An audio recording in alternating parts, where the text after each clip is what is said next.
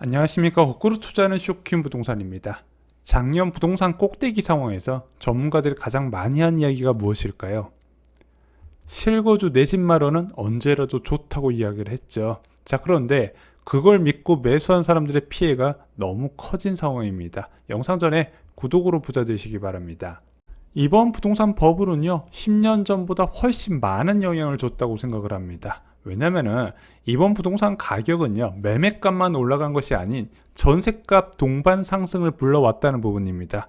실제 2006년, 2007년 부동산 버블 당시의 서울 아파트 전세가율은 35%밖에 안 됐어요. 10억짜리 아파트 전세 가격 3억 5천밖에 안 됐다는 겁니다. 그래서 전세 가격 그대로 있는데 매매 가격만 올라갔어요. 그럼 집값 급등하면 세입자들은 소외감은 느끼긴 하지만 당장 나의 거주 불안을 느끼지는 않았다는 부분입니다. 하지만 이번에 서울 아파트 가격 버블 당시에는요, 전세가율 서울 아파트는 56.3%까지 올라가게 됩니다. 집값 급등과 전세값 급등이 동시에 나타나면서 세입자들의 거주비 증가로 이어졌다는 부분이죠.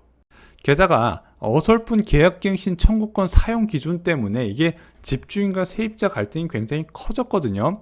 자, 이게 임대인, 집주인과 세입자의 갈등이 커지게 되면은요, 무주택 가구에서 큰 스트레스로 연결된다는 겁니다. 이게 매수 결정에 굉장히 큰 영향을 줘요. 그래서 착한 집주인 만나면은 무주택자로 살고 나쁜 집주인 만나면은 내 집 마련한다는 얘기가 여기서 나와요.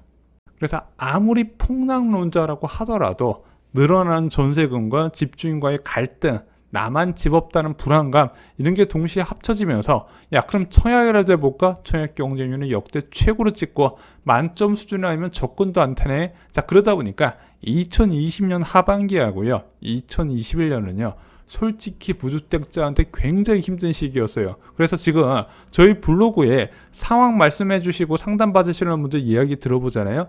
다 그동안 굉장히 힘들었다는 이야기를 먼저 시작하고 사연을 이야기를 하시더라고요. 힘들 수밖에 없었던 거예요. 자, 이런 와중에 부동산 전문가들은 이렇게 이야기를 해요. 야, 실거주 목적 1주택을 왜 고민해? 그냥 본인 소득에 맞게 과도한 대출 안 받고 사면 되잖아. 전세 계약 만기 시점마다 조마조마하며 살래? 아니잖아. 그냥 빨리 결정을 내려버려. 더 오르기 전에. 솔직히 전문가들이 이렇게 말하는 거 틀렸다고 보기는 어려워요. 왜냐면은 자녀가 더 크기 전에 주거 안정성을 갖출 필요가 있고요. 솔직히 본인 소득이 받쳐준다면 무리하지 않는 범위 내에서 내 집만은 충분히 할 수 있다고 봐요. 어차피 올라가도 내 집이고 떨어져도 내 집이잖아요. 자, 그러면서 마지막까지 버텼던 무주택자가 2021년에 매수 대열에 합류해요. 그때 정부에서 계속 부동산 고점이다 경고해도 이게 먹히지가 않았어요. 지금 생각해보면 야, 이게 저점 대비 두세 배 올라가는 아파트 가격을 왜 사나 싶지만 그 당시의 분위기는 진짜 그랬다는 거예요. 자, 왜냐면은 기준금리 인상만 믿고 있는데 시장에서는 기준금리가 굉장히 먼 미래처럼 느껴졌다는 부분이죠. 그래서 2021년 8월 24일 날 금통위에서 기준금리 올리기 전까지 채권 전문가 70% 가까이가 동결을 전망했어요. 그만큼 지속적인 긴축은 먼 미래 이야기처럼 사람들이 생각을 했다는 부분이죠. 하지만 긴축이 본격적으로 시작되면서 부동산 가격이 너무 빨리 급하게 하락 중인 문제점이 발생을 하게 됩니다. 거의 금리 인상하자마자 1년 만에 고점 대비 20-30% 가까이 빠졌잖아요. 이게 얼마나 가파른 속도냐. 2006년, 2007년 버블 당시에는요, 금융위기를 제외하고는 1년에 5에서 10% 수준의 연착륙으로 빠졌단 말입니다. 근데 현재는 과거와 비교할 수 정도로 강한 하락세가 나타나고 있다는 거죠. 집값이 연착륙하면서 적당히 하락하면 그냥 고점에 산 사람들 안 보고 살면 돼요. 그냥 애 아빠 회사 가깝고 애들 학교 도로 안 건너도 되니까 긍정적으로 생각하자. 조금 내린 건 마음 아프겠지만 어쩌겠어. 문제는 이런 식으로 1년 만에 수억씩 하락해버리잖아요. 이런 긍정적인 생각이 안 들어버려요. 그래서 자꾸 부부싸움 하는 거예요. 네가 사자 그랬잖아. 네가 사자 그랬잖아. 네가 바가지 긁었잖아. 이런 걸로 계속 싸우게 된다는 거죠.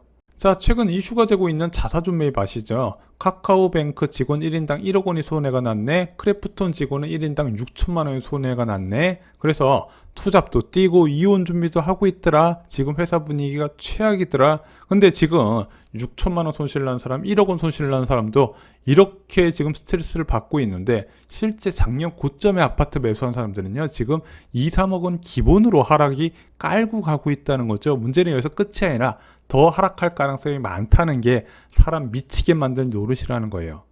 최근 가상화폐나 주식, 부동산 가격이 하락세로 전환이 되면서 사람들이 이제 근로소득의 소중함을 다시 깨달았어요. 아, 본업이 중요하지. 근데 막상 본업으로 1억 모으려고 생각해봤더니 몇 년이 걸려버리네. 정신 차려고 보니까 아, 내가 작년에 부동산을 매수했던 거 엄청난 일을 저질렀구나. 이제서야 깨닫게 되는 거예요. 자, 이런 와중에서 금리까지 치솟아 버렸다는 부분이죠. 자, 대출금리 2.6%일 때 월 상환에 한 160이었는데 현재는 210만으로 한 50만원 더 늘어났네. 집값도 떨어져서 미치겠는데 이자 비용까지 늘으면서 지출까지 줄일 수밖에 없었다는 거죠. 우린 이런 사람들을 10년 전에 하우스 푸어라 그랬고 현재는 영끌러라고 부르고 있죠. 자, 이게 매번 부동산 버블이 발생할 때마다 생기는 스푼 일입니다. 예전에 2006년, 2007년에 집 산 사람들이 이랬어요. 자, 그때 최진기 강사가 뭐라고 얘기했냐? 항상 마지막 거품을 타는 사람들은 서민이더라. 이번에도 똑같이 적용됐다는 겁니다.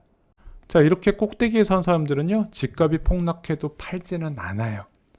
그러겠죠. 저희가 그래서 여러 차례 말씀드렸잖아요. 금리를 아무리 많이 올려도 실수요자들, 가족이 거주하는 집을 팔진 않는다는 부분이죠. 근데 이 사람들이 언제 파냐면요, 집값이 반등해서 본전을 넘기면 바로 팔아버려요. 왜냐면 집값 반등이라는 게 하루아침에 일어나는 게 아니라 상승과 하락을 반복하면서 일어나거든요. 그래서 아, 좀 올라가나 싶다가 다시 떨어지고 좀 올라가나 싶다가 다시 떨어지고 이런 흐름이 나타나요. 근데 이런 식으로 고점에 산 사람들은요, 하락에 대한 공포가 크기 때문에 적은 시세 차익에 바로 처분하는 경우가 많이 있어요. 그래서 작년 이제 과거 2006년, 2007년에 매수한 사람들이 언제 많이 팔았냐면요, 2016년에서 2017년에 굉장히 많이 팔았어요. 자, 그리고 이런 부동산 폭락 그리고 영끌러들의 피해 상황은요, 다른 무주택자한테도 영향을 줍니다. 야, 집 잘못 사면 큰일 나는구나. 나는 안 사길 잘했네. 계속 안 사고 존버해야지. 자, 그리고 정말 크게 집값이 폭락했지만 전셋집을 고수합니다. 자, 그런데 저도 부동산 폭락을 오랫동안 주장한 사람이지만요, 솔직히 부동산 폭락이라는 게 이게 10년에 한 번 오는 이슈거든요. 자, 10년에 한 번 온다는 이야기, 뭐 10년에서 15년마다 한 번씩 온다는 이야기, 인생에서 몇 없는 드문 이벤트라는 거예요. 왜냐면은 보통 실수자들이 내 집 마련하는 타이밍이라는 게 있거든요. 자, 내 집 마련하는 타이밍이 됐는데 이런 인생에 몇 없는 이벤트가 있네? 그러면은 좀 긍정적인 방향으로 생각해 볼 필요가 있다는 부분이죠. 자, 분명한 것은 여러분들의 주거비는 계속 늘어날 거라는 거예요. 내 집을 안 갖고 나서 전월세로 계속 거주하신다면 주거비는 계속 늘어난다는 부분. 자, 일본처럼 소득 증가율이 제로가 아니면 당연히 우리의 소득은 늘어날 것이고, 서로는 높은 주택에 살려는 사람 수요는 늘어날 것이고, 언젠간 금리가 낮아지면 다시 낮아진 전세대출 금리를 활용한 주거 수준 상향을 목표로 하는 사람들이 늘어나겠네. 그러면은 저희 이렇게 말씀드리고 싶은 거예요. 야, 지금 전세 가격 계속 급락하고 있잖아.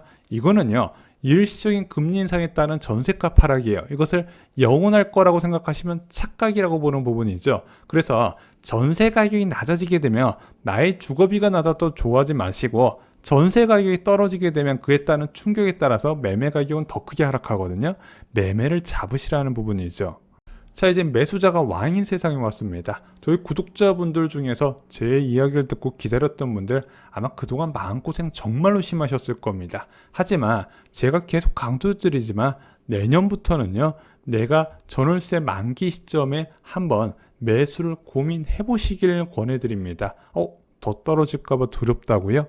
그럼 작년에 산 사람들은 어떻게 했습니까? 원래 집은요, 바닥을 잡는 과정이 아니라 본인 전월세 만기 시점에서 고려를 하는 거예요. 사시면 된다는 거예요. 근데 그 시점에 운 좋게 집값이 굉장히 싸네요. 굉장히 많이 떨어졌다는 부분이죠. 그 기회를 살리셨으면 좋겠습니다.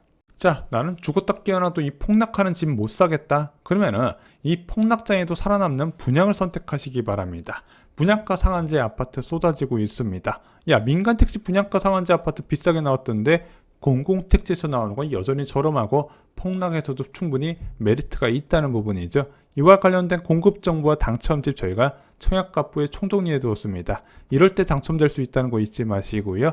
이상으로 영상 마치겠습니다. 좋아요, 구독, 공유 꼭 부탁드립니다. 감사합니다.